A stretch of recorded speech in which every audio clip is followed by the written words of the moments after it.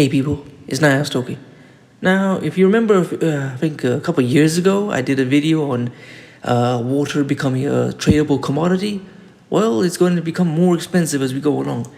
So this is from bbc.co.uk. Switzerland's vanishing glaciers threaten Europe's water supply. Switzerland's glaciers have lost more than half their volume in less than 100 years, and the long hot summers this year have accelerated the fall, a new study shows. The glaciers support ski resorts that attract climbers and hikers in summer, but are also essential to Europe's water supply. Now, communities across the Alps are worrying about their future. In Switzerland, at 3,000 meters, 9,800 feet above sea level, you expect to see ice. But above the village of Les Diableret, where cable car company Glacier 3000 operates, there are now huge areas of bare rock. Two glaciers, the Saint Florent and the Sker Rouge, are split apart, revealing ground not seen for thousands of years. We're probably the first people walking here, said Bernard Chanin, who runs the company. Mr. Chanin is watching one of Switzerland's top attractions disappear before his eyes. Visiting tourists can see from the Eiger to the Matterhorn to Mont Blanc. They could also, until recently, walk across miles of pristine blue glacier. Now the ice is broken up by rock, mud, and puddles. The change is dramatic. When we constructed this chairlift, we had to dig 7 meters into the ice. This was 23 years back, he explains. Look, he points several meters further away, where the glacier is now. Scientists have been monitoring the shrinking of alpine glaciers for years. A joint study by Zurich's Federal Institute of Technology and the Swiss Federal Office for Landscape compared topographic images of glaciers from the 1930s to those from the last 10 years.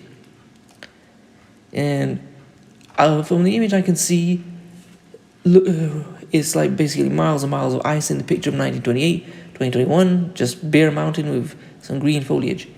The findings are in line with long-standing evidence that Europe's glaciers are shrinking and that there is a direct link between the ice loss and global warming. Ice caps are particularly sensitive to changes in temperature, so the earth warms, glaciers are the first to notice and respond by melting. Mauro Fischer, a glaciologist at the University of Bern, is responsible for monitoring the Saint Florent and Sker Rouge. Every year in spring, he installs ice measuring rods and checks them regularly over the summer and autumn. When he went to check them in July, he got a shock. The rods had melted completely out of the ice and were lying on the ground. His ice measurements, he says, were off the chart, far beyond what we've ever measured since the beginning of the glacier monitoring.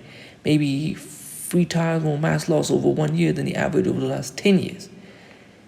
The fall brings danger with it. In the famous resort of Zermatt, climbing trails of the Matterhorn have had to close because as the great glaciers melt, the rock once held together by ice becomes unstable. Richard Lehner, a Zermatt mountain guide like his father and grandfather before him, has spent less time climbing this summer and more time repairing or rerouting risky paths. He remembers when he could walk right across the Gorner Glacier, not anymore. The permafrost on the mountain is melting off. You have more crevices on the glacier because there's not enough snow from the winter, and it makes our job more challenging. You have to think more about risk management. Melting glaciers also reveal long-held secrets. This summer, the wreckage of a plane that crashed in 1968 emerged from the Aletsch Glacier. The bodies of climbers missing for decades were perfectly preserved by the ice have also been discovered. But the consequences of the ice loss are far wider than the damage to local tourism or finding lost climbers. Glaciers are often referred to as the water towers of Europe. They store the winter snow and release it gently over the summer, providing water for Europe's rivers and crops, and to cool its nuclear power stations. Already this summer, flight along the Rhine in Germany has been interrupted because the water level is too low for heavily laden barges.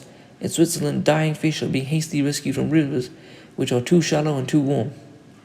In France and Switzerland, nuclear power stations have had to reduce capacity because the water to cool them is limited. Samuel Nussbaumer of the World Glacier Monitoring Service believes a sign of what is to come. He says current projections suggest by the end of the century the only ice remaining will be high up in the mountains, above 3,500 meters. There will be still some ice in 100 years. So if this ice is gone, there won't be any water anymore. The extent of the loss this summer has focused minds.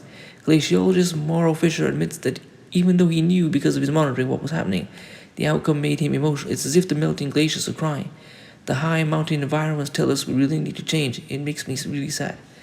At Glacier 3000, Bernard Chanin had begun wrapping some of the remaining ice in protective coverings in a bid to slow down the fall.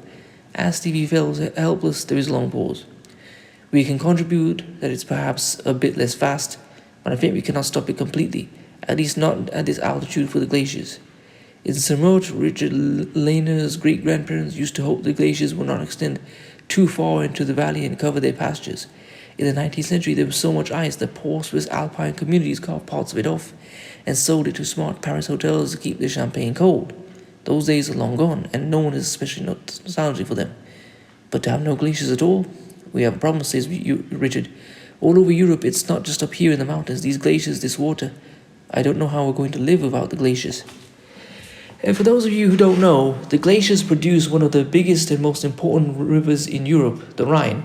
It flows through Switzerland, I think parts of France, Germany, and Holland, some of the most richest and most powerful industrial nations in the world. And I think I saw one figure saying that $80 billion worth of goods is transported along the Rhine by just Germany alone. So that's going to have massive economic effects. Anyway, please comment, rate, share, and subscribe. Peace.